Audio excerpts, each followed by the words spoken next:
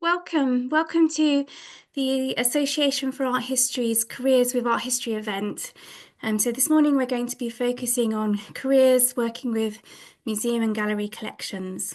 So just to tell you a little bit about the Association for Art History, we are the subject specialist organisation promoting art history and advocating for the subject.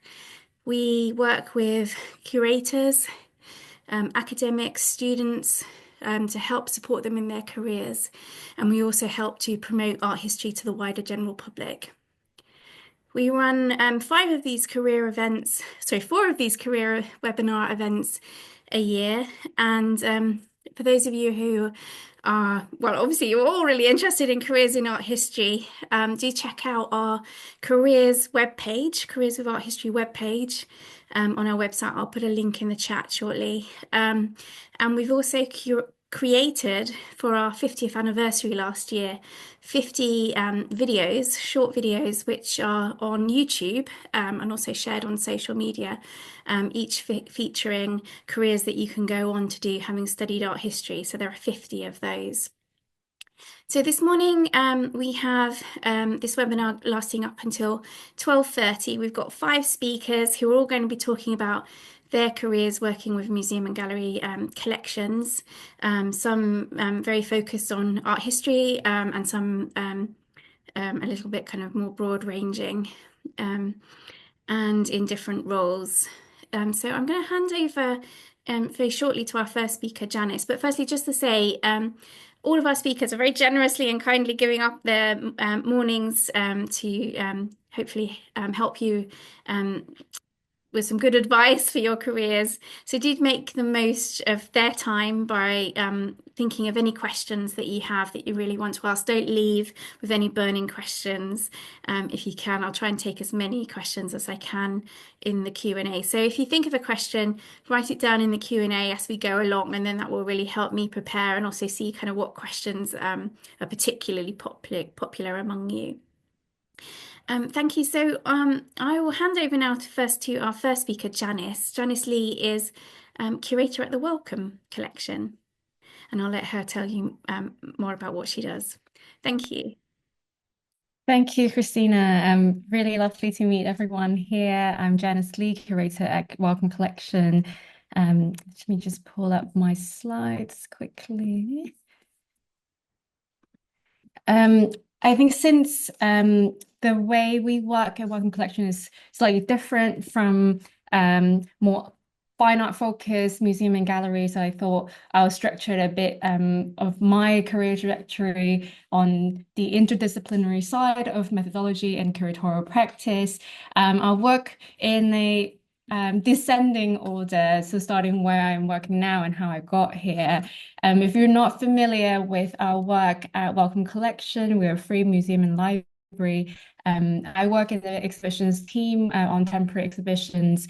So our big thematic exhibitions usually take a transhistorical, cross-cultural, and interdisciplinary approach.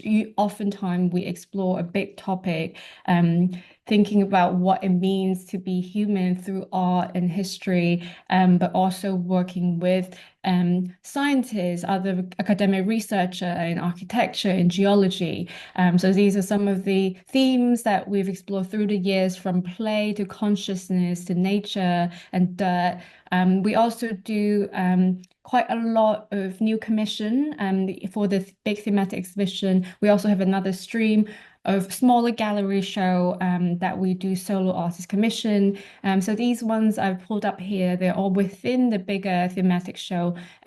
We have around 2 to 4 new artist commission for our big thematic shows that we will work with artists and sometimes artists and scientists and researchers to develop new work specific to the theme with the angle that we are exploring. So here we have with conscious happiness and health and mental health and rooted beings.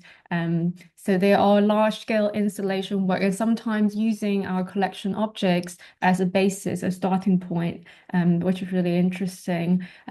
So you can see from the medium we have the more classic paintings and photography to what I showed earlier with artist installation and sculpture, but sometimes we also show architectural model, more design work. And the one that I recently worked on is called The Cult of Beauty and explores the complexity and the perception of being how we define beauty through the time, but it's not through a chronological order, but an open platform to explore what are the competing forces that shape our um, ideals of beauty. So I love this image. It took us 8 hours to set the angle right. But you can see here we worked with consultants from the Museum of Classical Archaeology in Cambridge for the classical sculpture. But you can see in the back there are a couple of contemporary pieces that are put in dialogue around how the concept of gender is constructed as a post-rationalization of how art historians and philosophers have studied the classical art that spans thousands of years. I'm sure all of you know, but how the high classical period was taken as the public consciousness since the 18th century. So that's the way that we work with art history, but really engage and put it in contemporary time. The cross-cultural element is also strong focus. You can see here we are putting like in dialogue a Nefertiti bust with a Black Madonna painting and a Krishna as a Hindu god, some kind of imagery, a print from the Kolkata Art School in the 19th century, but with some colonial trade background as well. So really complicating our understanding of these narratives. Again, another example of putting different mediums and works of different genre and background into, and so you can see historical artifacts that are put in dialogue with a new commission again and other video works, film work. So this is another new commission that is the type of practice that I personally am pushing in my practice is transdisciplinary commissioning. So we put in art like biophilic, really futuristic art studio with a Renaissance historian and a soft metaphysics lab in a university in Edinburgh, looking into studying recipe books and how refugee Jewish women were actually unnamed scientists of the Renaissance period because they single-handedly written all these recipe books and how that history can be represented in an immersive, interactive form. So again, I mentioned we have single artist solo show. So this is one example, the Healing Pavilion that I worked on, working with the artist Grace Doritu, looking into the colonial legacy of our ethnographic collection. So on the right-hand side, it is a photo of our previous permanent gallery called Medicine Man. It had quite a Victorian cabinet of curiosity atmosphere to it. So you see the walnut panel lining the gallery that we work with the artists. In the process of closing the gallery, we've stripped the walnut panels out, the interior wall of the gallery, and built a new pavilion on the left-hand side. So that commission is a commission of a pavilion form and then holding two tapestry that is based on images from Wellcome Collection and the Ethnographic Museum in Berlin of museum staff quite precariously posing with ethnographic museum collection objects is in a way to rethink how we relate to collections and how has the history of internal relationship been within museum spaces. Prior to the Wellcome Collection, I worked at the V&A, and I've worked in 3 different departments, but my last one was the V&A East team. You might have heard about the new development. The storehouse is opening this year, and the museum you see here is opening next year. So it was an incredible opportunity to work across the all of the collections, and I've already been at the V&A for 3, 4 years at that time, so I had some understanding of different material collection. But it was yeah, once in a lifetime opportunity to work across all of them and to envision the strategy and the messaging and the goals for a new institution in East London, which was really exciting. And I mentioned prior to V&A East team, I also worked in other department. One of the projects I worked on was the exhibition Fashion for Nature. So I was in the fashion department and the research department to start at the V&A. So I work also a lot with garment, textile, photography. I was in the Royal Photographic Society collection for a while as well. And on the side, I also do independent projects. So I've worked in different design biennial, including the London Design Biennial here, and in Venice Design in Milan, and also other independent projects in Korea and Germany. So yeah, this is a quick summary, but looking forward to speaking more in the Q&A.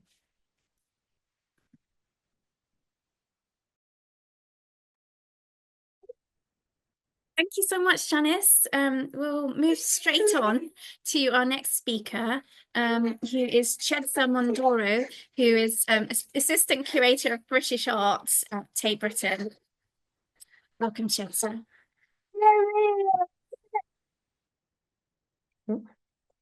Morning. I will just get my slide up.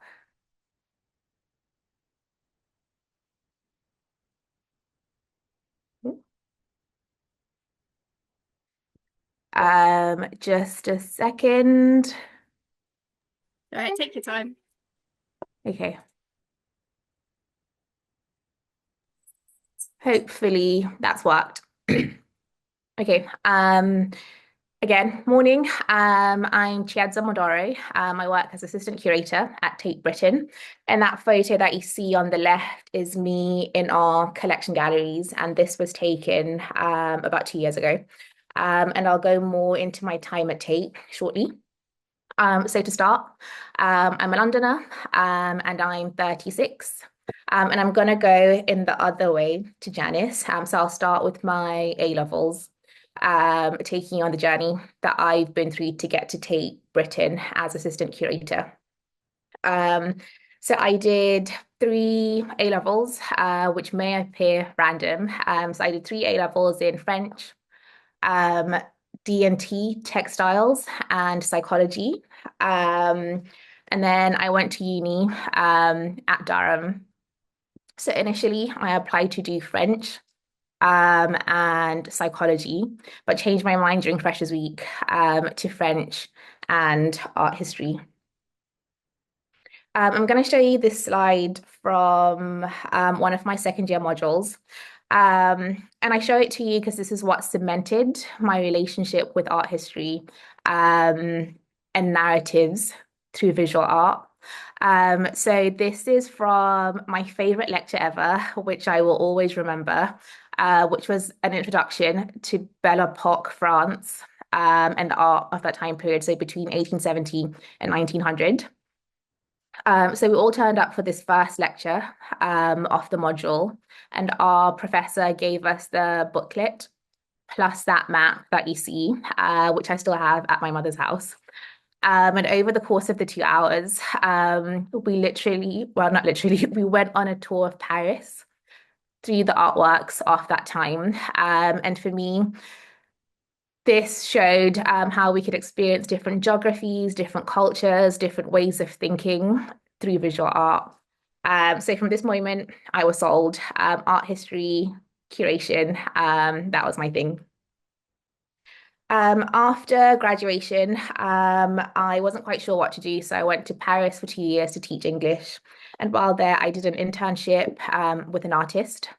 And then when I left Paris, I did some volunteering at Camden Arts Centre for a few months. I think to make money at the same time, I think I was waitressing plus doing a few days at Camden Arts Centre.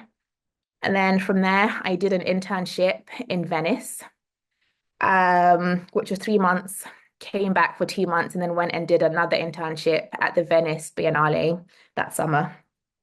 And then from there, I started a traineeship, which was funded through the National Lottery at Southbank Centre. And this was as a festival programming assistant at Southbank Centre.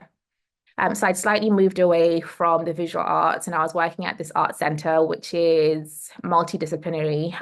So Southbank Centre has, or it had, 4 resident orchestras. They have a performance program, the visual arts with the Hayward Gallery. So all of these art forms in one. And I was a festival programming assistant. I did this for 12 months. And then at the end of my contract, I started freelancing for Southbank Centre. And I did this for 2 years. So in total, I was at Southbank Centre for 3 years, first as a trainee, and then on these very short-term contracts, which was stressful. It wasn't very well paid. But it was me, in a way, sort of building like a jigsaw of experience that I was hoping would come together at some point to become something cohesive. So for a few years, I worked in art programming and education, and I just really missed actual art objects. I felt like I was moving too far away from my initial passion. I did manage to find a job as a curatorial assistant at Somerset House, where I worked on an exhibition called Get Up, Stand Up Now, 50 Years of Black Creativity. I did this for about a year, and it was from this position where I decided that I really just wanted to get back to art objects. So I decided to do a master's at the Courtauld. So to give you a scale of the timeline, I graduated from my BA in 2011, and then I started my master's in 2020. So there's a good decade between graduating from my BA and graduating from my master's. And I valued those 10 years because they gave me an idea of how to focus my master's. I knew exactly what I wanted to get out of it. And the connections I wanted to make. So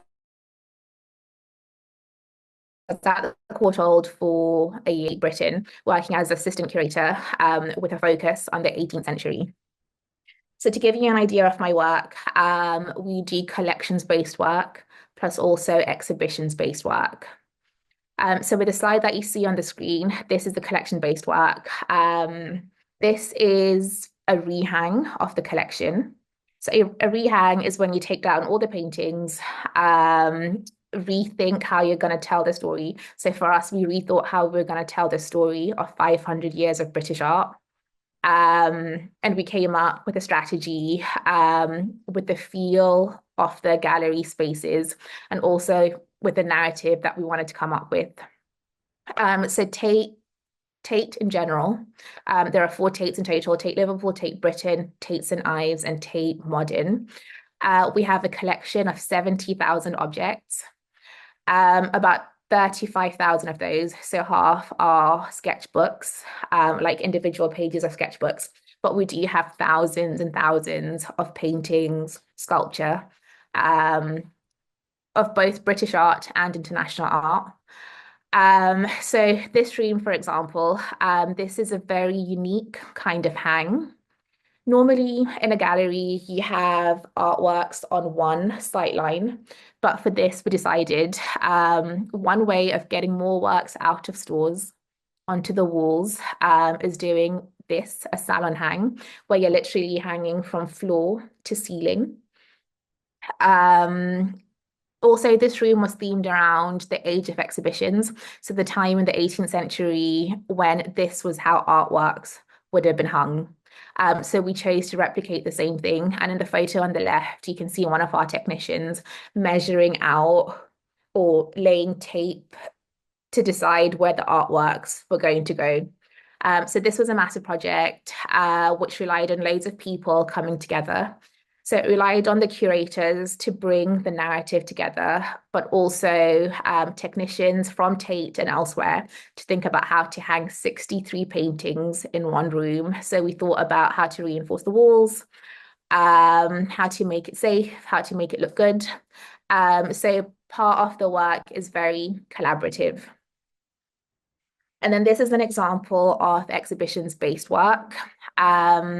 I was assistant curator on an exhibition titled Sargent and Fashion, which opened last February and closed in July.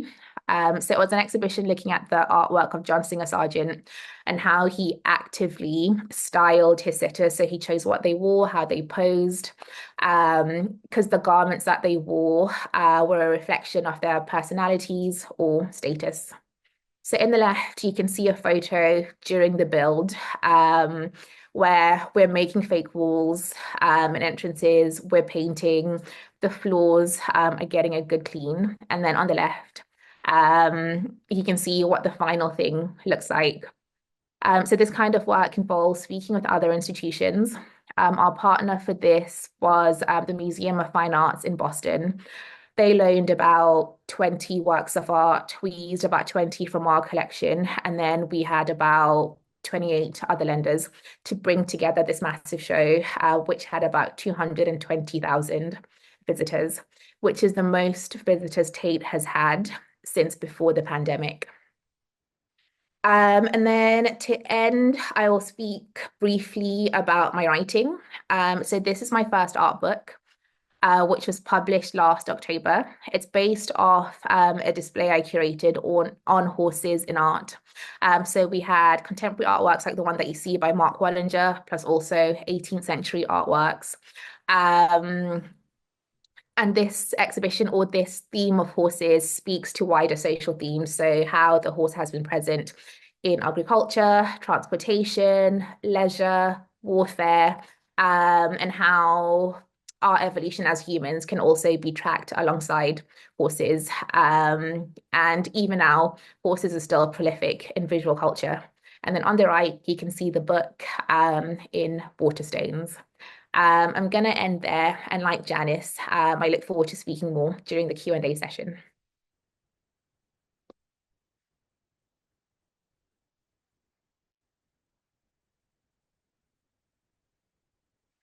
I think you're on mute, Christina. Thank you so much, Chesra. I didn't realize. Thank you so much, Chesra. That was great. We will pass straight on to our next speaker, Sarah Hardy, who is Deputy Director at the Garden Museum and until very recently, Director of the De Morgan Foundation. Welcome, Sarah. Thanks so much, Christina. And thank you all for giving up your Saturday morning to find out more about careers in art history. I'm going to get straight into it because 10 minutes suddenly doesn't feel like a very long time to tell you everything. This is the Garden Museum. It's located in Lambeth in London, just next to the entrance to Lambeth Palace across the River Thames from the House of Parliament, just to give you a bit of a geographic location. What you're looking at here is a medieval tower from the 10th century, the Victorian church that houses the main body of the museum, and the 2017 extension that houses a cafe and a claw learning centre. The museum was the brainchild of someone called Rosemary, and she was researching garden history and found that this churchyard had the tomb of someone called James Tredascant, who had been a botanist and plant hunter and plant collector in the late 17th century. And when she went to visit the tomb, she saw a big demolition sign on the side of the church where he was buried, and set out on a campaign to save the church. Once she had done so, she thought, well, we better use it for something. It had been deconsecrated in the 1970s, hence the demolition. And so she set about creating the world's first museum dedicated to gardening and garden history. Fast forward to 2025, and I started working at the Garden Museum as Deputy Director in January this year. So forgive me now if my knowledge of the programme here just isn't quite up to speed, which is what I keep saying to my team at the moment. The museum houses temporary exhibitions that do include odes to gardening. This is a picture from British Flowers Week, a celebration of huge floral installations from flowers grown in Britain and created by British designers. This is the garden, so a living exhibition, quite a new one for me, having come from an art history background, as you'll hear. But we can curate garden displays as you would expect. We have a permanent collection set out on this mezzanine level in the church building, and a temporary exhibition space. This is a picture from last year's exhibition, Gardening Bohemia, which celebrated the gardens of the Bloomsbury Group across their homes at Charleston and Sissinghurst. And Garsington, the work and paintings dedicated to the garden zone by Lady Ottilie Morel, which are the ones you can see on the wall here. So quite an ambitious scope for quite a small museum. We're an independent charity, which means we need to raise the £3.2 million it takes to deliver all of that public programming and exhibitions each year from our cafe, our venue hire, and through grant writing and fundraising as well. So a really ambitious organisation. My current role is, as I've said, as Deputy Director, so I'm ultimately responsible for managing, developing and delivering the programme of exhibitions and work surrounding our collection and our archive, the only archive in the world dedicated to the history of garden design. Our public programmes, so talks and lectures, our learning programme, all our work to do with schools and families and adult learning. Our front of house teams, so our volunteers and duty managers and managers who welcome people to our museum. And of course, the garden. My interest in gardening is polite interest only, so it's been quite a steep learning curve coming on and taking on the garden team as well. But I'm really enjoying that aspect of the work. And I think this just goes to show I never thought I'd end up working in a museum about gardening and garden history. And that's something I think you'll see on all the journeys people are talking about in their lectures today. I think you can only call it a career path when you stand at the end and look back on it. But whilst you're walking up it, it certainly never felt like a path to me. It always felt like taking opportunities, saying yes to probably far too many things at once, and just trying to navigate that to get to where I am today. So some of the art history that we represent at the museum, I thought that probably would be of interest to everyone on this call. So here we go. We currently have an exhibition of the work of Ruth Murray, which you can see on the left-hand side. This is a contemporary painting. You can see there two people at work in one of the greenhouses at Manchester University, which is where Ruth studied, and she's from Manchester. A really interesting portrayal of gardening in the 21st century. On the right-hand side, we have 20th century artist, someone called John Morley, who is very well known if you are interested in your horticulture and botany for his work in snowdrops. He cultivated and collected over 200 different species of snowdrops, which he is particularly well known for, and this is one of his own paintings of those beautiful flowers. And in the middle, we have Harold Gilman's 1901 portrait of the Black Gardener, a really statuesque, monumental painting which celebrates gardening and the role of the gardener as something beyond that of domestic staff, really, in the 19th century. Someone who could create and cultivate a good garden was really seen as a skilled workman. And of course, a really interesting picture because the gardener in question is Black. Unfortunately, we don't know the name of the sitter of this portrait, but it's something I think we definitely want to do more research around to see if he can be identified, because one of the, certainly we think, earliest portrayals of a Black gardener in British art. So how did I end up then being deputy director of the Garden Museum if I'm not interested in gardening? Well, I'm very interested in museums, and that has been my entire career trajectory, as I've said. So I've listed here the sort of path that I took to get to where I am today, and I will go through some of this now. What I've also included in the slide is how much I was paid at the time for each of those roles. I think something in the sector which isn't very transparent are salaries and how much people are remunerated for their work, and so I wanted to include that for you to see today. And let's run through it quickly. So, like Chester, I was interested to learn. I went to Durham University and studied art history and took that wonderful module that Anthony Parton used to do on the Belle Epoque in France. So, we must catch up about that at some point. After I left university, I moved to Cambridge. I didn't really know what I wanted to do. So, I started working in a school. And around that time, we went on a school trip with the kids to the Fitzwilliam Museum. And I watched the educator deliver these sessions on ancient Egypt to the class that we'd taken, and I was absolutely mesmerized. And I remember sort of sitting there and looking around and thinking, do you know what? I might quite like to work in a museum. So I went to the person who delivered the workshop after we'd been there with the school trip and said, I want to come and do some volunteering. She said, no, we don't take volunteers. I continued to pester her until she said yes, and then volunteered at the Fitzwilliam for the rest of my year in Cambridge. I'd really missed doing art history, so I moved back home to my parents so I could take on my MA at the University of Manchester. That included a placement in the Lady Leader Art Gallery in Port Sunlight, where I did some interpretation and curatorial writing. Around that, I worked in my local museum, which was Helmshaw Mills Textile Museum in Lancashire, one of the only surviving spinning and fulling mills in the north of England, which I absolutely loved and got to give public tours at the museums, which was just brilliant.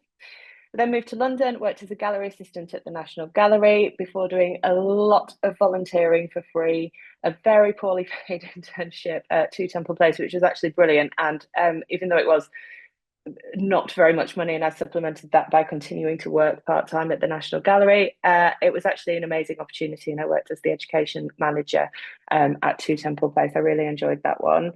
I then began working as an assistant registrar at the National Gallery before continuing to volunteer in a range of organisations, including the De Morgan Foundation.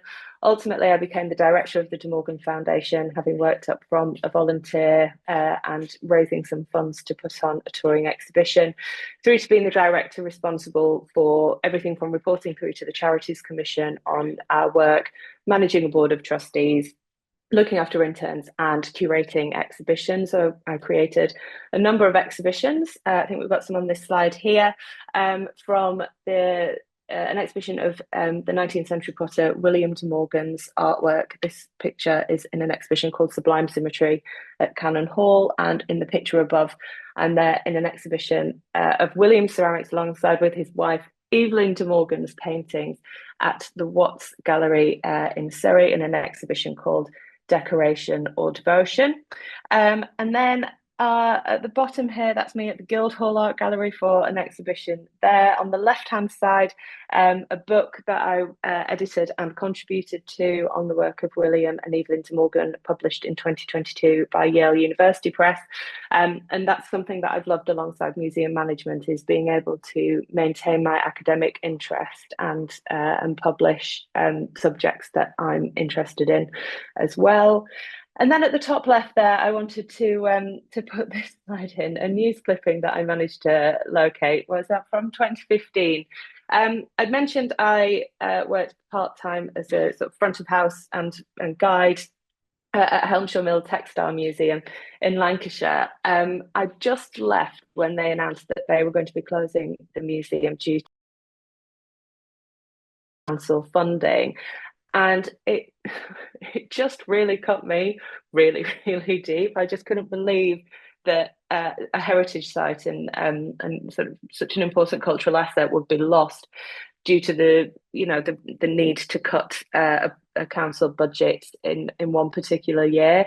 And I think that's just a really important slide to include, because I think for me it was that absolutely cemented this need and want to protect and preserve our heritage and culture, but gave me that drive and understanding that I wanted a career that enabled me to share what I thought was important with the public, and our visual and cultural heritage is absolutely that.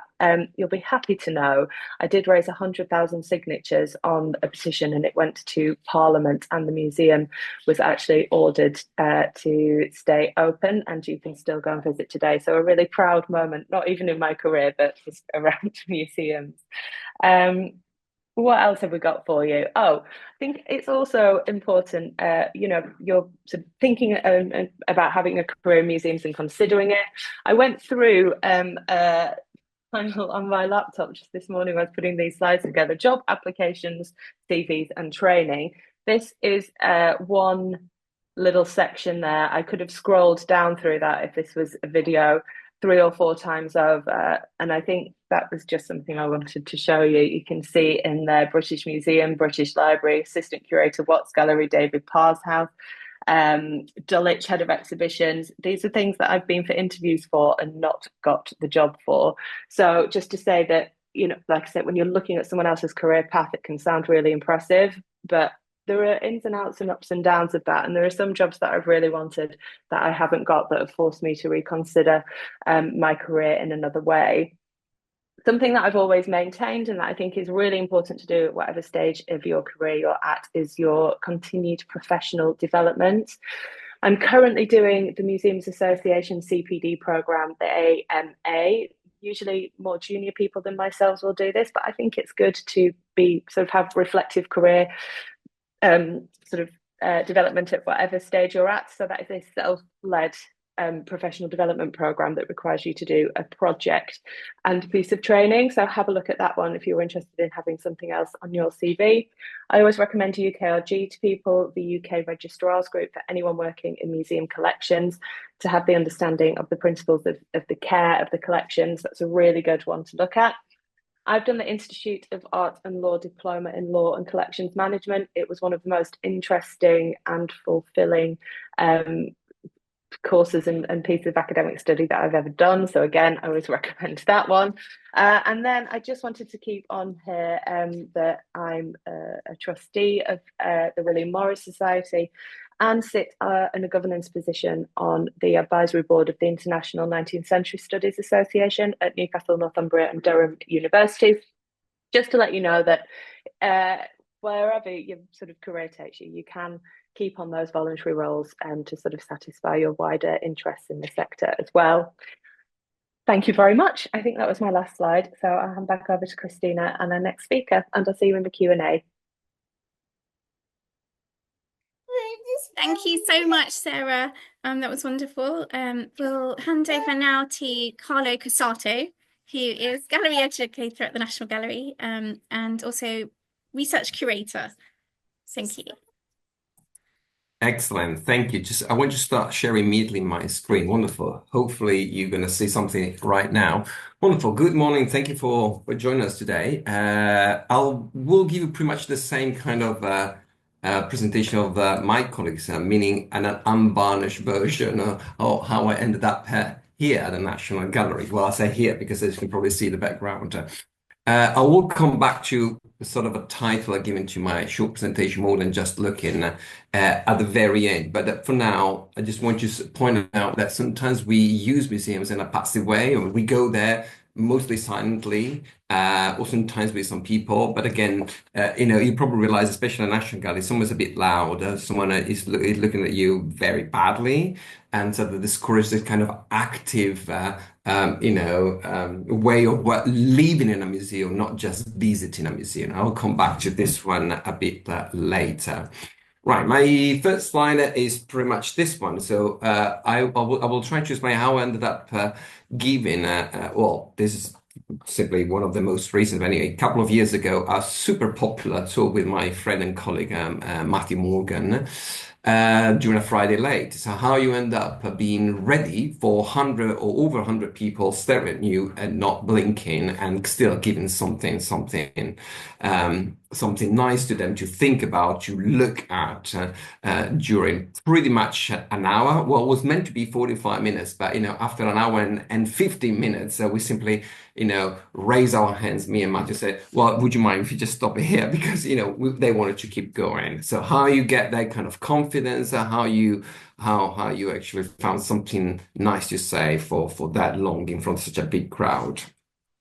So I want to rewind it and start from the beginning, and hope you won't mind. I will mostly focus on the beginning of my career, and then I will give you sort of a bit of a taster of some of the jobs I've done here in the UK. So let's rewind it. So we start from where it all begins. If you see a blank or black rather slide, it's absolutely fine. There's nothing wrong. I will put something up in a minute. So I think there are three elements that really I realize, as Sarah said, I totally agree. You know, looking back retrospectively, I realized there were three things that guided me through the entire path, which is exactly as a winding path rather than a straight, clear path. One, I would definitely had in me the ability to put up a show. As you can see, since I was a very young boy, but that wasn't really much about showing off, but actually sharing. Had this need of being in contact with people and share, well, feelings, ideas. You know, even my very poor skills in guitar playing. Uh, and then there was an interesting moment when I really found my core, which it was art history, but in a very unusual way, because at the very beginning, actually, I hated art history. So I discovered art history in my third year in secondary, which is actually a different system in Italy, where I come from. But anyway, I was pretty much 16 and I hated it until one day my art history teacher rather, sort of approached me, said, "Why are you struggling?" I said, "Well, I find it extremely boring, this subject. You know, it's all about style, you know, techniques, you know, it's about drawing. I'm awful about drawing." He said, "Well, what would you like then? What would you like to be?" And that's why I really love history. And then he gave me that book, the one you see, The Architects of the Parthenon. And that was my assignment. So I skipped all the other modules that my fellow classmates were actually doing at that moment. I was just a deep dive in this book. I presented it in the end, but of course with some of my classmates mourning why is it doing something different from us? Anyway, and in the end, I loved it. And this is all about it, the politics, the reality, the nitty-gritty reality. That's what I mean. And then when I was about to return the book to my teacher, he said, "No, you can keep it." I said, "No, why? Why I need to keep this book? This is yours, right?" He said, "Well, because you have a bigger problem now." I said, "What's that?"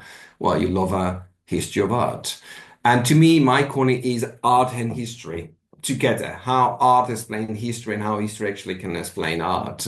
And that's the way I found my course. So we now fast forward quite a few years later, 2009, I was doing my PhD at the time.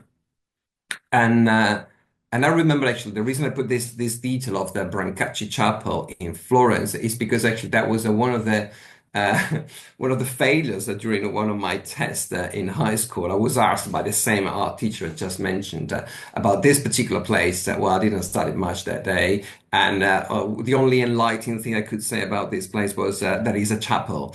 And he said, "Well, we know that. Do you know anything more?" I said, "Not really." And so he made me promise that I would go one day to visit.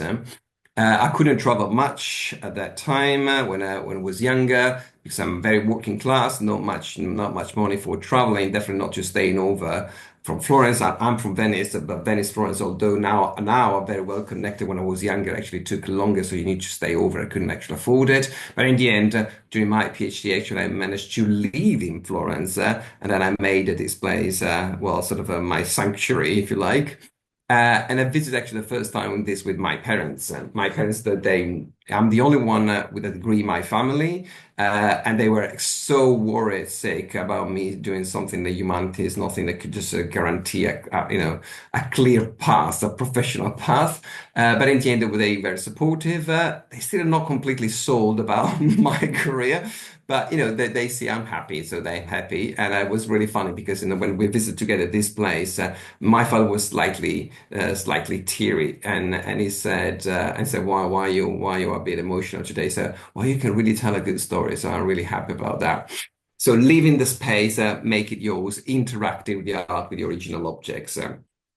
Now, next.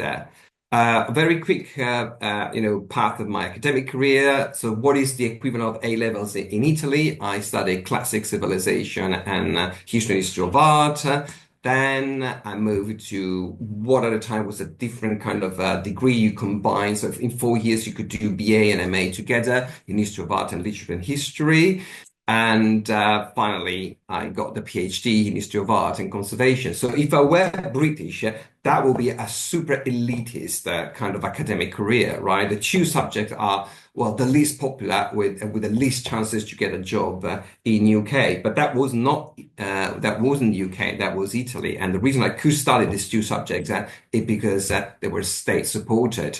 So believe it or not, we study still today classics and history of art in state-supported schools, and they are so good, they can get you to a PhD. And eventually, I could actually do the PhD because they pay me for doing it. Otherwise, I couldn't do it. I will show you that the kind of side career, professional career started immediately after I graduated and before and after my PhD. So I started being a teacher, and interestingly enough, I never taught in schools art history. I taught Latin and Greek, Italian history. That was in the mornings because after I completed my PhD, it was really hard to find a job in Italy, as it is sometimes here in UK as well. So in the afternoon, I was doing my academic research, but but I was a waiter by night. And that for a few years until some point I said, well, I need to change, and I moved to UK. So I moved to London. I'll give you a very, very quick overview of what I've done, the kind of different jobs, as Sarah said before me, and of course all the others. There's no way. You do what you get, pretty much. So I started at Morley College in adult education. And then I was offered a front of house position at Kew Gardens. I was first a seasonal, then I become part-time permanent, but that took a while. And one of the interesting skills I learned there was how to project. And well, we probably said shouting, but anyway, in museums you would say project, how to project and command a big crowd. And as you can see, he was really helpful with those over 100 people at the National Gallery later on. Then I worked at the Royal Observatory, coordinator operations for learning events, and finally, and sometimes actually in between, because believe it or not, although I'm now full-time with 2 jobs at the National Gallery, I've never been offered a full-time permanent position at the National Gallery so far.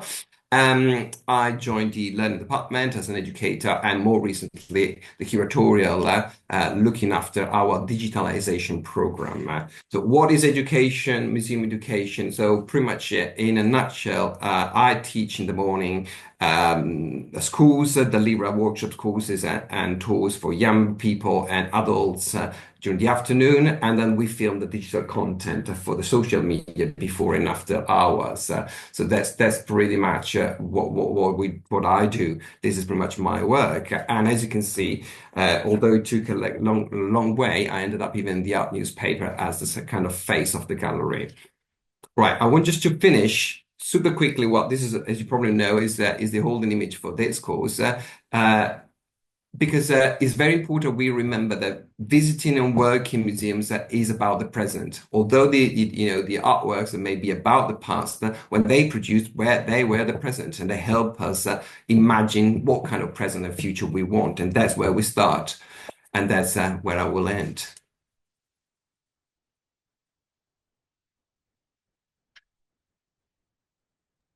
Thank you so much, Carlo. Great to see a photo of you as a little boy there. Particularly enjoyed that. And we will hand over now to our last speaker for this morning, who is Jack Chauncey. Jack is also working at the National Gallery, although I hadn't actually realised that when I asked him to speak. He was previously painting conservator at the Guildhall Gallery, and now he's Aldama Conservation Fellow at the National Gallery. Hi, Jack. Great. Thank you. I'll just share my slides. All good? Great. So I'm going to talk quite freely over a couple of slides. First about the role I'm currently in, as the Aldama Conservation Fellow at the National Gallery, and then a little bit about what I did immediately before, and something about how I first got into and actually found out about conservation and working in museums. So I've been a Paintings Conservation Fellow at the National Gallery since October last year. And this is a fixed term position, which is really designed by the gallery to support early career conservators. And I'm only 2 years out of graduation. So perhaps in contrast to some of the previous speakers, I have less experience of working in museums so far. But again, yeah, fixed term position. So it's a 22-month position, and it's predominantly practical conservation. So it provides a lot of hands-on experience working with paintings and with, you know, such a high quality collection as the National Gallery has, but also its experience of working in a large institution. And interestingly, I haven't actually had the pleasure of meeting Carla yet, and that's how big, perhaps that's a good indicator of how big it is. So again, yeah, highly practical. Here's me working on a painting. Unfortunately, I've blurred it out because it's confidential until it's up.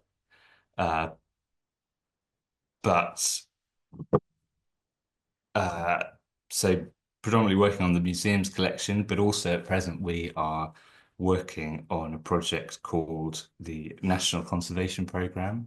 And that's another sort of resource sharing initiative, which is actually funded by the same external funder that is funding my position, the Aldama Foundation. And I'm currently working on another series of paintings from the Auckland project in Bishop's Auckland, a series of Zurbrand paintings. So, as I said, big institution, mostly practical work, but as it is a large institution, I engage with many different departments, and particularly in my role with curators, registrars, scientific department, and art handlers.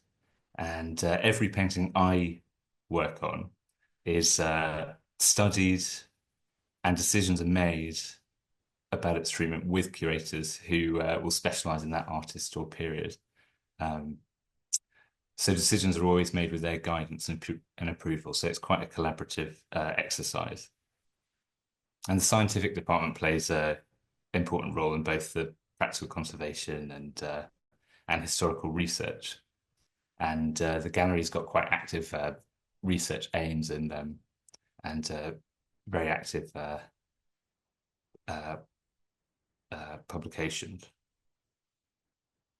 So also the gallery has out of its collection, it loans and borrows a lot of paintings from and to collections in the UK and beyond. So in this role, I have been able to get some experience as a courier, which is quite exciting.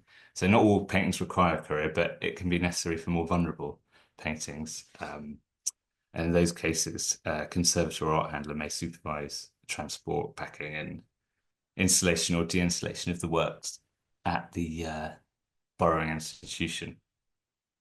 So I put a little. I was looking for sort of publicly available photo of the conservation studios, and I think this one's from the architectural practice that that actually designed the studios way back in that, I guess, the 60s or 70s. But it hasn't really changed very much. It's at the top of the building, lovely big rooms flooded with natural light, and sort of easels all in a row with different people's workspaces. So I'll move on to my previous experience, and the place I worked immediately before the National Gallery was the Guildhall Art Gallery. And at the Guildhall Art Gallery, I was the conservation intern from November 2023 to September last year. So the Guildhall's the administrative and sort of ceremonial centre of the Corporation of London. And its gallery houses and manages the City of London's art collection. It's a big art collection of over 4,000 objects. But the institution itself, and particularly the gallery, is a much smaller team than the National Gallery. So the contrast, I felt the contrast quite sharply when I started in my current role. but saying that, well, though my responsibilities were pretty similar at the Guildhall, it being a smaller team, I had to get involved across more departments, whereas perhaps at the National Gallery, tasks like photography and preparing documents for loan will be handled by specialized departments. So here you go. I'm doing a bit of art handling and on the left, and on the right, I'm preparing a Matthew Smith painting for loan. But it was really exciting to apply myself across different departments and across different roles. And I think, it provided me with a wealth of experience that I can use to sort of in my current role. And it was a busy time for me because I was part-time at the Guildhall, I also started my own little restoration studio in a sort of artist studio space. And I also worked at Art Discovery, which is outfit that specializes in technical analysis of paintings for research and attribution. So straight out of the Courtauld, which is where I studied, and I'll talk a little bit about that in a moment. It was a time where I sort of tried things out, and some things worked, some things weren't perhaps financially viable, but all the same, I got quite a bit of experience during that period, and I felt super busy, but super sort of like I was applying myself. And here on the left is my little studio set up in a very sort of cheap artist studio that I managed to find that was fairly secure, and there's a way of kind of gathering together the tools that could use independently and sort of seeing how it might work. And then on the right, that's the electron microscope at King's College, which I used in my role at Art Discovery. So I'll talk a little bit about how I found out about painting conservation to finish up, and I suppose why I chose to pursue painting conservation in public institutions rather than having a little bit of experience in my own studio and in other private settings. I've made the decision that I'd actually quite like to work in public institutions if at all possible.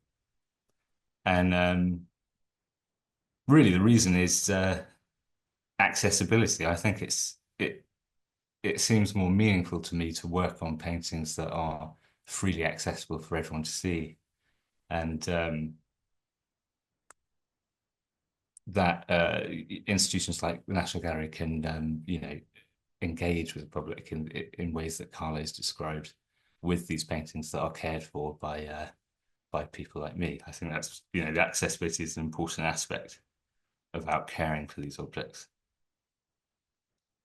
And growing up in London, I grew up in East London in Forest Gate. My first sort of real excitement about working with museum collections came when I was about 14. I was attending I went to this sort of youth panel at the Sir John Soane Museum, and I remember getting particularly excited about this set of drawings from Christopher Wren's office of the plan for Greenwich. When we were given a tour of the library and drawings collection. And I suppose it's just like Carlo was describing the present, accessing the present as it was when these objects were made. I felt like I got a little bit of a glimpse into Restoration London, and it made me excited about collections, working with collections. But I think at that stage, I didn't actually know about painting conservation. I didn't know it was a thing. I suppose if I thought about it hard enough, then it probably would have occurred to me that people look after paintings. But it wasn't until I attended a Courtauld Institute summer university, a sort of outreach course for London state schools. I was about 17, I think, that I came across a painting conservation studio for the first time. And I remember being really surprised that people work with painting in such a hands-on way. I'd had this experience of going to galleries and looking at things on walls, but I didn't sort of, it never occurred to me that people looked after them and cleaned them. And I ended up going to art school. At that point, I was doing an A-level in art history, actually. I think it was probably one of the few. There's probably 2 state schools in London that do it as an A-level, and mine was City and Islington Sixth Form College. So I did have an A-level in art history, but I went on to study art at art school.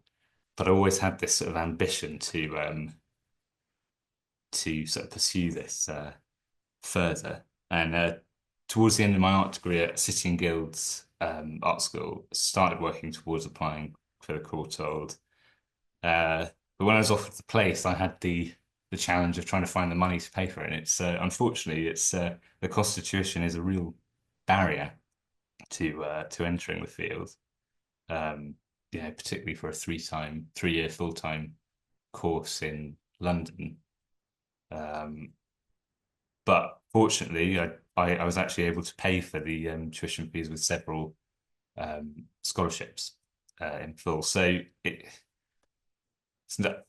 it's unfortunate that is a barrier, but there are options, and I say sort of do your research and see if it's at all possible for you to access it, if it's something you really want to do, because particularly in conservation in public institutions, it's important to have. I think they need you there if you really care about it.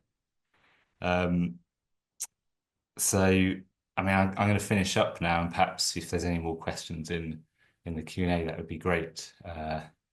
But thanks very much. I think it's probably good to end a bit early to leave some time for questions. I'm going to stop sharing now. Thank you so much, Jack. If you stay on, and I'll invite the other panelists to come and join us as well, please. Thank you all so much for being so open and generous with what you shared with us. And Sarah even shared her salaries with us, which is, I'm sure, really interesting for people to see. I want to take you back with the first question. We've got quite a few questions come in, but the first one sort of to take you right back to the very beginning and that kind of catch-22 of getting started. So Vanille says she's finding it tricky to find an internship or voluntary work in the artwork because they often ask you to already have some experience. So how can you get started? And I'll just throw that out to all of you, really, if anyone has a comment on that. Yeah, I can say persistence will really pay off. There's nothing like nagging people. Something a bit more constructive than that is maybe think about where it is that you want to be in a year's time, in 2 years' time with your career, and really identify what that particular role is. Then perhaps have a look at some job descriptions and see what those skills are. And then take something of your own to a much smaller museum. These museums really need help, especially with work on collections, but perhaps don't have capacity to create and advertise roles. So it never looks like they're recruiting, and you might not think that those positions are available. But if you go to them and say, I can see that you've only got 300 of your objects on your online catalogue on your website, but I know you've got 2,000 things. Why is that? Do you want me to catalogue those items and put them online for you? If you go in and show that you know what the missing link is, and that you can prove that you've got that aptitude to deliver that is also a good tip as well, I think, because I think it is in the smaller museums that your time would be really valued. So I don't know if anyone else wanted to comment on that. So, Kalle. I can say the same, actually. I remember that my first classes teaching children was actually at the Sutton House, as part of the National Trust, sorry. And yes, same as Sarah just said, they didn't actually have an educator. They had the volunteer manager. She was brilliant. She was giving tours to the children, but she didn't come from that kind of background. So I started supporting those sessions, and then I started delivering them for them. I know it's a volunteering position, and I know it's a big luxury, but again, as Sarah said, if you can be strategic. At the same time, I was doing other odd jobs, and I cut some time, and rather than watching telly, I thought it was much more useful to do that. Well, maybe you watch telly as well, but you see what I mean? It becomes, it starts as your hobby, and you need to be very conscious and honest about that, and then you try to transform into a career. That would be my personal take. Yeah, and that thing about hobbies, to add to that comment, with internships or entry-level positions, I wasn't dealing with artworks from the very beginning. You probably won't be either, but you do need to know how to use a spreadsheet to organize information. You need to know how to write an email, how to organize things, how to file things. So you can get experience from other places that you can then translate.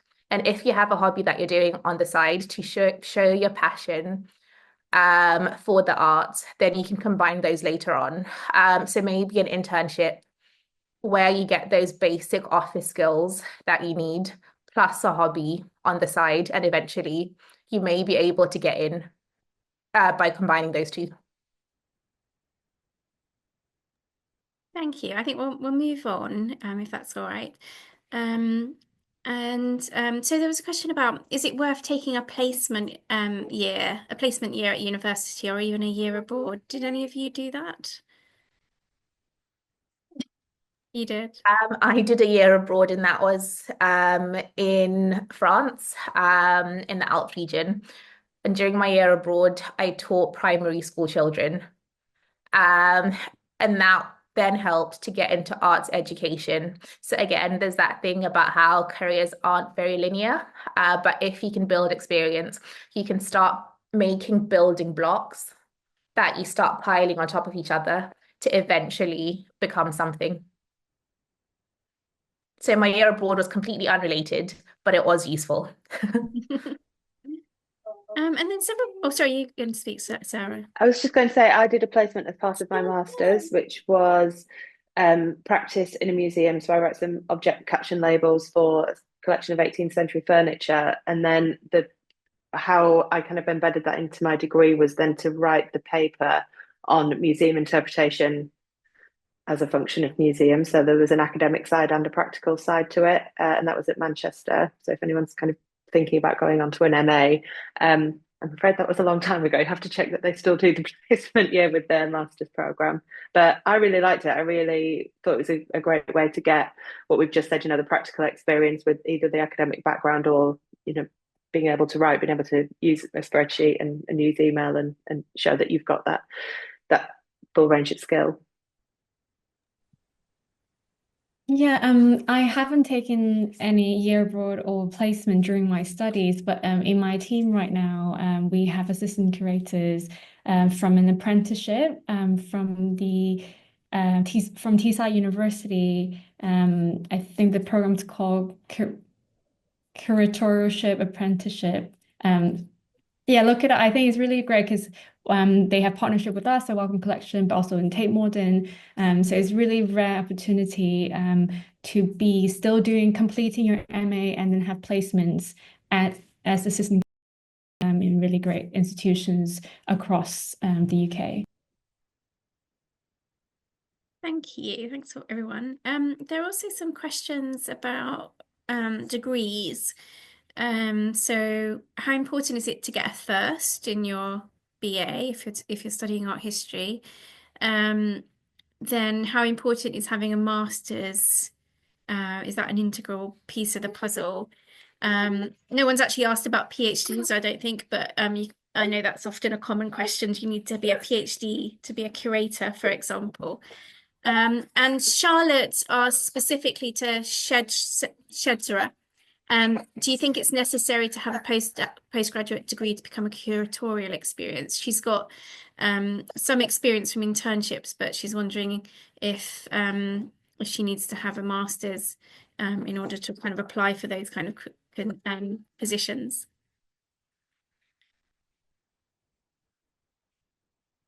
Shall I go first? Sure. Um, in terms of the masters, I think what's always useful is taking a look at job descriptions to see what they say explicitly. So quite often they'll have postgraduate degree or equivalent experience. So let's say you have been working in a smaller institution or a regional museum for 3 years.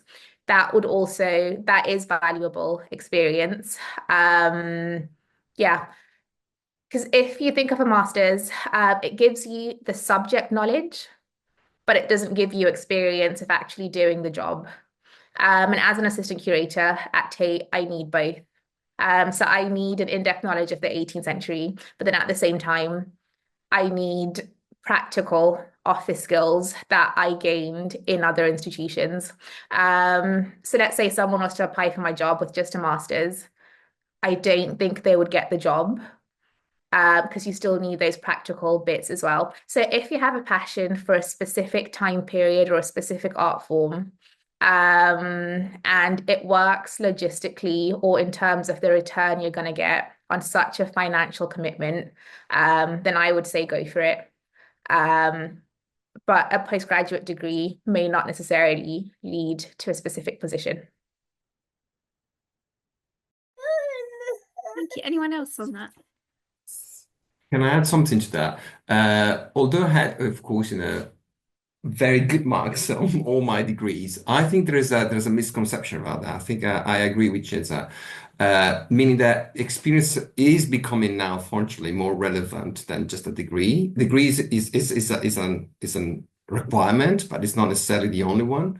I remember I applied for positions.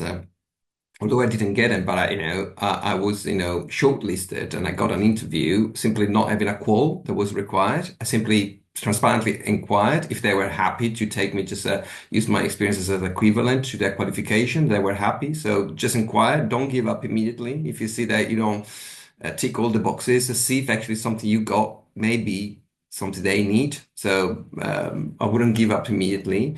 And I totally agree with Chids as well about the subject knowledge, especially for in curatorial. There's a big misconception that even a PhD is essential. Again, it really depends what is the institution first and what is the subject as well.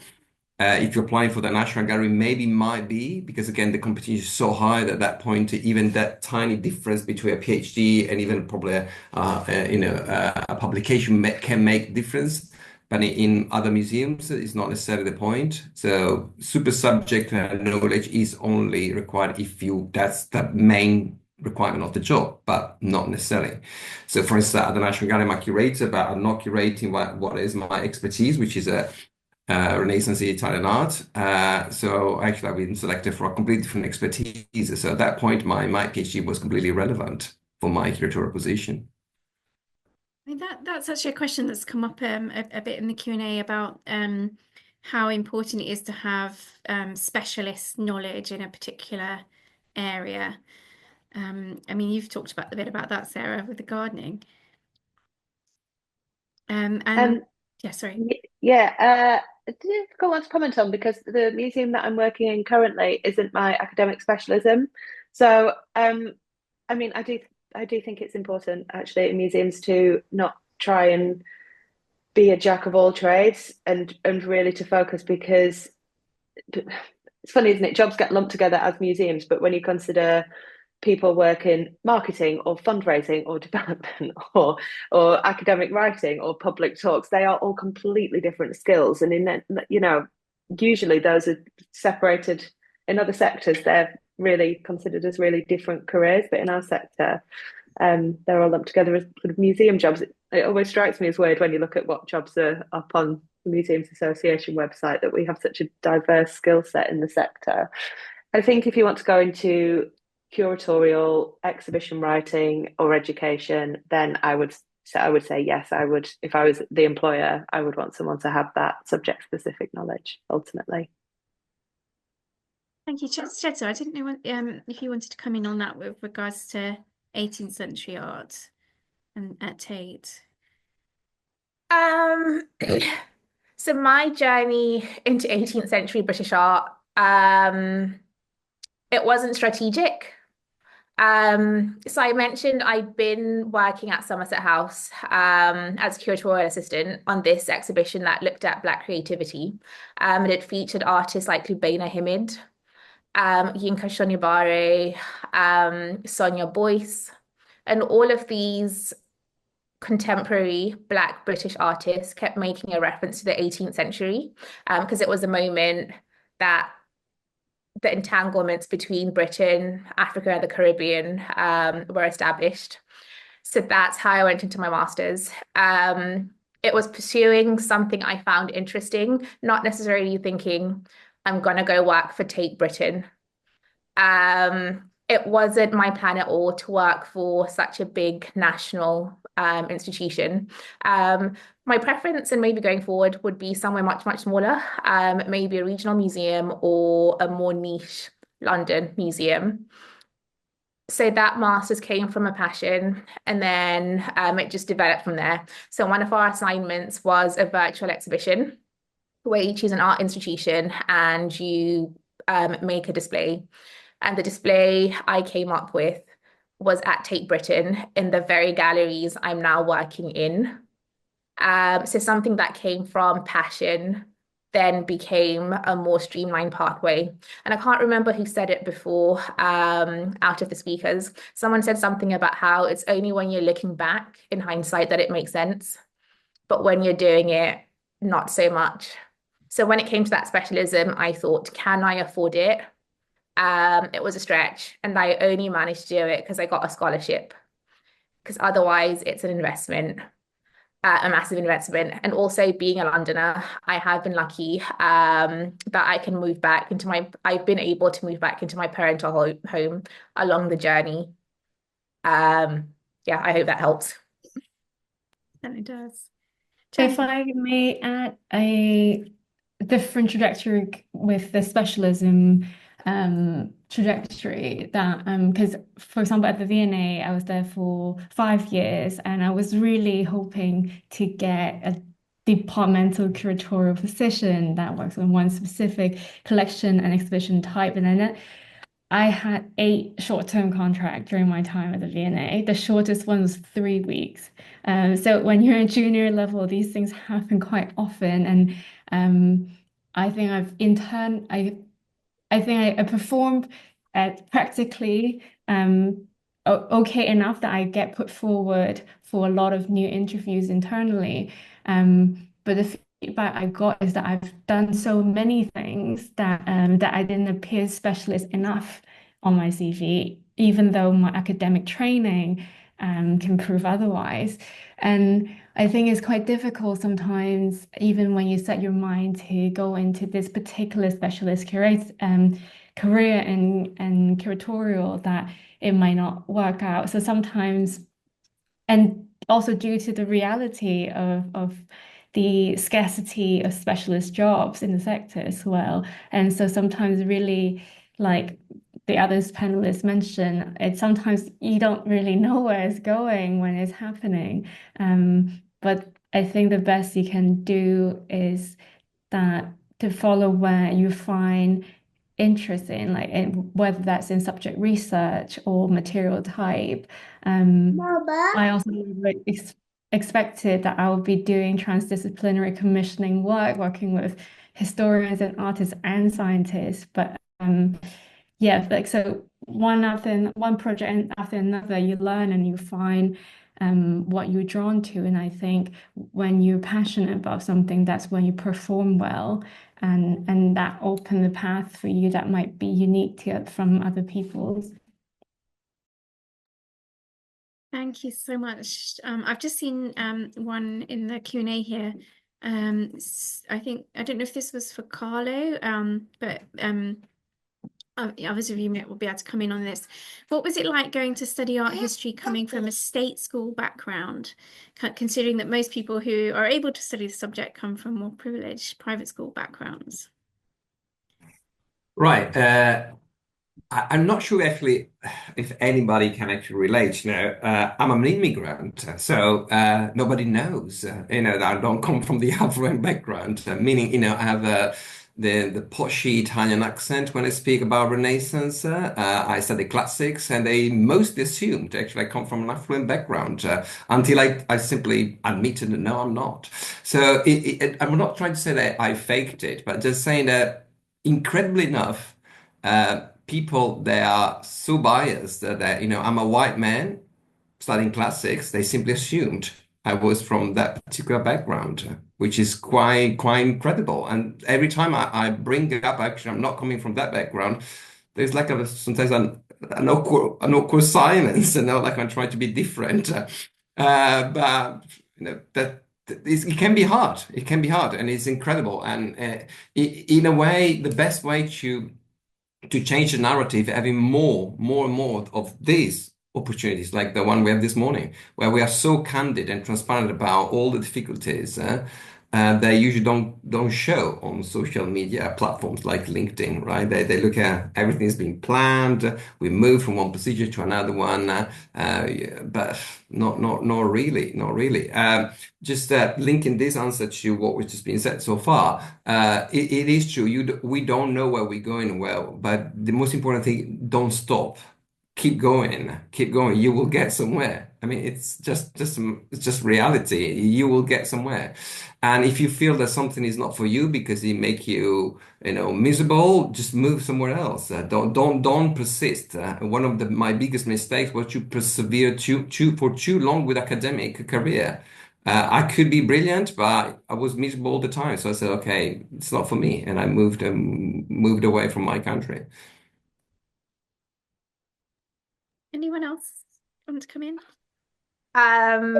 So I didn't go to a private school. I went to a very standard state school.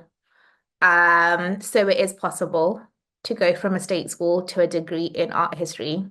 And about trajectories, if at the moment you're really passionate about art history, if you find value in it, I think you can allow yourself to not be committed to a career in curation, because you can get so many skills in art history.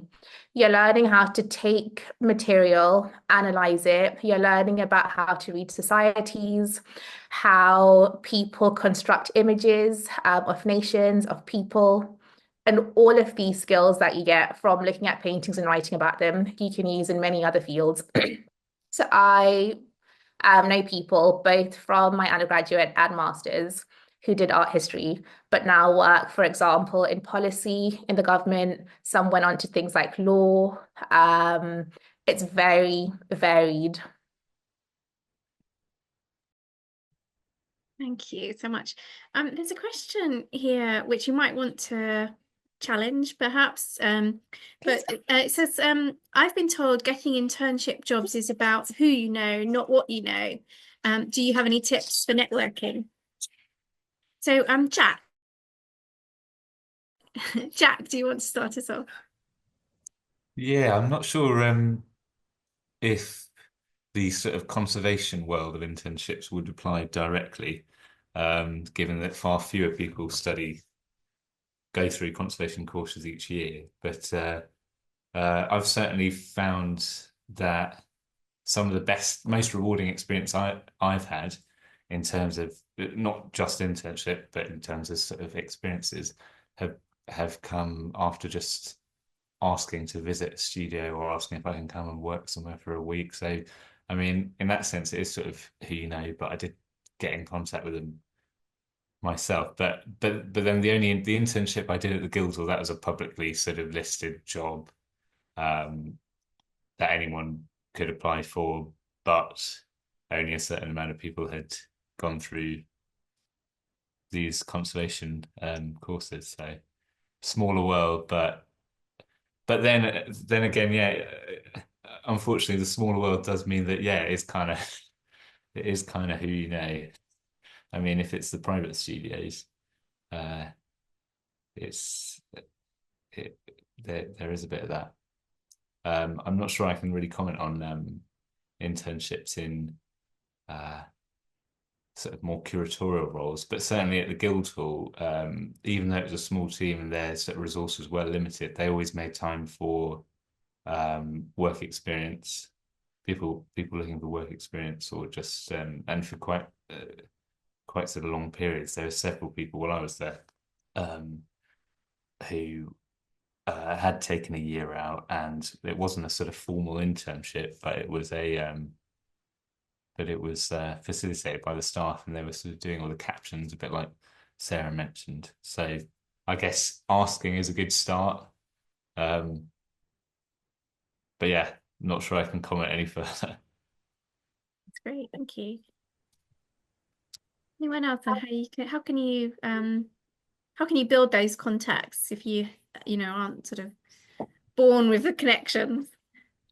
I was just going to add that occasionally you do hear it's about someone knowing someone, but I think that's mostly in very, very niche sectors. So like certain auctioneers where you're selling like watches or wine, where it does help to have those sorts of connections. But quite often, I don't have figures, but I would guess maybe like 80% of the time that maybe it's not about who you know in that sense.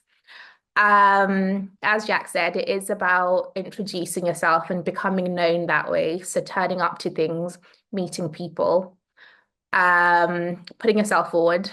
And I think also quite often it's just about whether you're nice. That sometimes people forget that, like, if you're nice, if you bring a good energy, if you seem passionate and interested, people remember you for that. It's not necessarily if you know someone's uncle or if someone's your uncle. And it's kind of rolling stone that gathers moss. The longer you're in working in the field, and the more people you get to know, you'll just kind of keep on growing your contacts. Probably just time for one final question from everyone. So often just like to finish with asking what's your top tip that you would give to a young person wanting to get started in your area? Should we start with Janice? I would say don't be afraid to put yourself out there. I think Pam summarized it really well, that be nice, but show up. And I think follow, I mean, it's a bit of a cliche, but follow your heart. Like, I think what we do requires a lot of us. Like, it's not the most financially viable career. And when I started volunteering, I also didn't come from any art background or affluent background, anything related to museum or culture from my family, or also an immigrant, also a woman of color, all of those things. And I would do my museum volunteering job during the day and then work a part-time job until 10 p.m. and that lasted for years.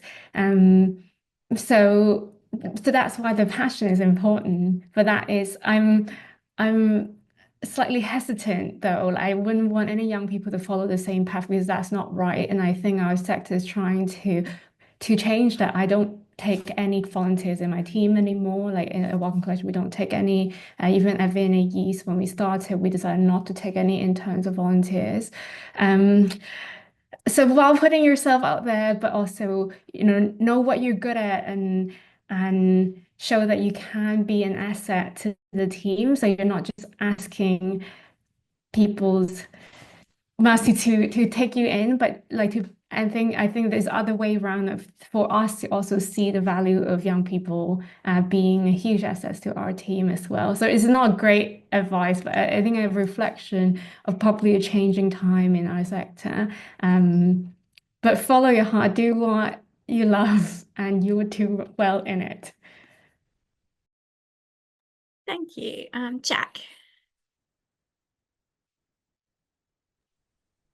Yeah, I think I'd echo Janice's do something that makes you happy. And I think I remember when I was like a teenager, I'd be quite dismissive of things. And if it wasn't for the encouragement of my mum, I probably wouldn't have gone to things like that youth panel or things like that. So I think give things a go, expose yourself to things that might be new to you, and you might find something that really excites you.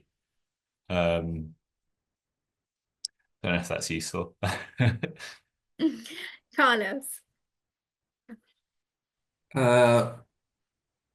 two things. One actually is pretty much what Jack just said. Don't say something is not for you until you try it.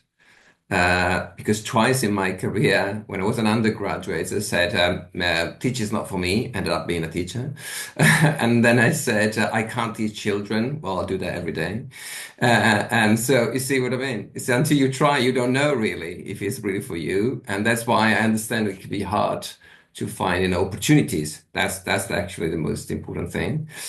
And the other one is, well, don't give up again. When you find that something's for you, don't think that because probably most people in that field are from a different background from yours, you give up because a less diverse is a field, more is likely that she's going to shrink and gradually disappear. So actually, we need those people banging at the door saying, "No, let me in."